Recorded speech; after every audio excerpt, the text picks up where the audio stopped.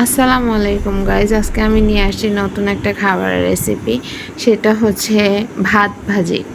ভাত ভাজিটা আমি যেভাবে করি সেটা হচ্ছে প্রথমে পেঁয়াজ কুচি দিয়ে দিছি, তারপরে ওই পেঁয়াজটা একটু নরম হয়ে আসার জন্য একটু লবণ দিয়ে দিলাম, দেন কাঁচামরিচ দিয়ে দিলাম।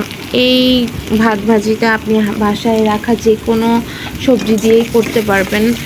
আমার বাসায় আজকে ছিল পটল আর আলু, তেমন কোনো বাজার ছিল না, এর জন্য আমি ওই পটল আর আলু দিয়েই ভাজিটা করেছি।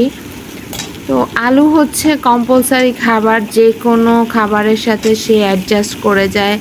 আমার বাসায় হচ্ছে আলু ছাড়া কোনো কোনো ধরনের খাবারই রান্না করা যাবে না। আলু হচ্ছে আমার মেয়ের অনেক পছন্দ। তো এই তো দিয়ে দিলাম পটল আর আলু। এটা যখন নেড়ে চেড়ে একটু ভাজা ভাজা হবে তখন এটাকে ঢাকনা দিয়ে দিতে হবে। ঢাকনা দেওয়া হয়ে গেলে যখন এটা সেদ্ধ সেদ্ধ হয়ে আসবে তখন এটার মধ্যে দিয়ে দিব একটা ডিমটাকে ফেটিয়ে দেওয়ার পর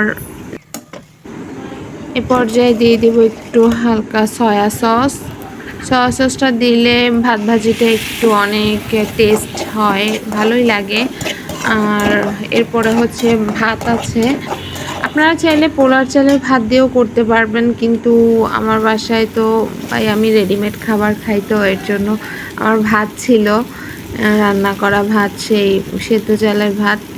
তো ওইটাই আমি দিয়ে দিলাম। দেওয়ার পর এই তো এটা ভালো করে মিক্স করে নিব।